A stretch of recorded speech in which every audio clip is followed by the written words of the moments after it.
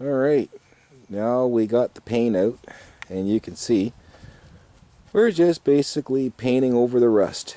Like trim clad, just paint That's over what the... it is, trim clad. Just paint over the Paint rust. over the rust. And all we did was just kind of chip off any loose paint. You don't need to do any like primer or anything like that. And when's the last time you've done this? Never? Never. So this is the first time we've actually put paint on it in like 15, 16 years. So that paint should at least last a couple seasons. Yeah, well, I did spray a little bit of blue paint here. When I had a little bit there in Yeah. the fall. Okay, so that's where that blue paint came from. That's where that came from. Yeah. So yeah, just a little. Yeah, I lied. Yeah, I did paint it, but it was quite brief. But whatever you do, don't use latex paint. Make sure it's rust paint. Yeah, yeah, because it's a different animal, and it really works really well, that rust paint. I used to paint my car with that stuff too, and I used to get rust on the fenders. I put some of that on, and yeah, it'd make the car look decent for a while. Make it look good. Yeah, cover up all those brown spots. Nice thing about old equipment, you don't care what it looks like, as long as it runs. Well, yeah, with the snow blower's not there for a beauty contest. It's just to make sure we can clear our driveways and get out with our cars. Yeah, so that looks pretty good actually. From a distance, you probably wouldn't even know, especially it's underneath the machine too. Well, it's underneath where the blade is, so I want to just give it some protection, but it will wear off again. Yeah. Stuff from the factory, you can see how thick the paint is compared to what I'm putting on now. Yeah. Night and day difference. Well, the Club Cadet guys did a good job painting it since it lasted so long. Yeah. Now you know why you want a sunny day, so that you can let the paint dry after you're done. But these are like little tips that a lot of people just don't think of doing, you know. Because just go buy me another one. Yeah. What's $2,000? No problem. Yeah, and there's people out there that, you know, they got lots of money, they don't care, or they'll just hire a snow remover guy like us to go and do it for them, right? Yeah.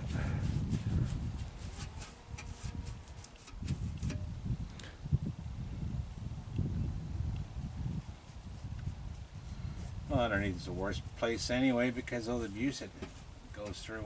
Yeah. Every year. Well, it gets soaking wet underneath there. Soaking wet's always dragging in the snow. Yeah. Especially if you get like road salt and stuff. And the driving stuff, yeah. Yeah. That'll have lots of fun with your metal. That road salt.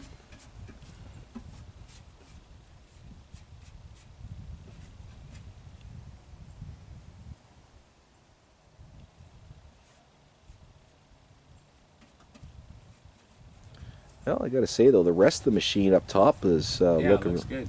Yeah, it's just those little spots Just at the bottom. underneath, oh, like your car. When you look underneath your car, when you take it to the garage, you go, "Oh my God, look at the rust." Yeah. Or look what all the protection's gone off. Yeah, and the reason why too is you see all those little screws that are there. You want to make sure you protect that because as soon as it starts to rot, you can't put screws in anymore because it's all broken, right? Yeah. So if you got a snowblower, don't be afraid to tip it upside down and see if you got any rust spots and throw some paint on there. And as you can see, it's no big deal really.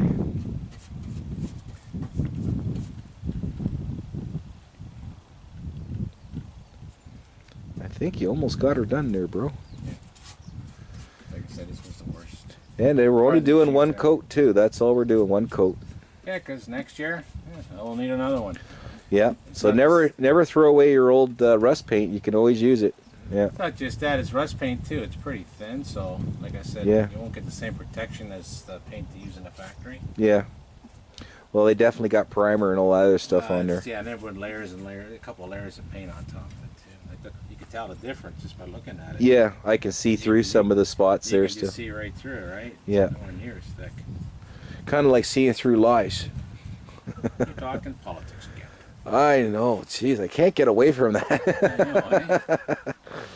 I gotta run for office. Yes. The see-through candidate. Hey, that's called transparency. Oh, another dirty word.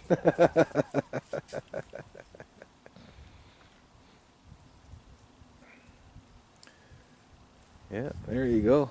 Looks good.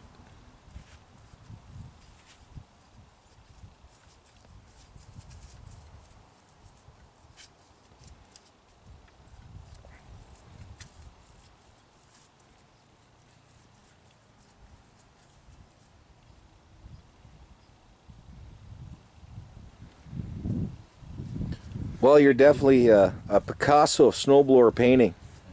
I'll leave it like this for a bit, and you're gonna, before I put oil in it. Oh yeah, that's okay. We'll stop the camera again it's there. gonna have to sit for at least an hour or two. Probably all our viewers are probably going, "Hey, when you guys gonna hurry up, man? You got short attention span. I'm gonna go watch Pterodactyl. At least he's got funny teeth." That's right.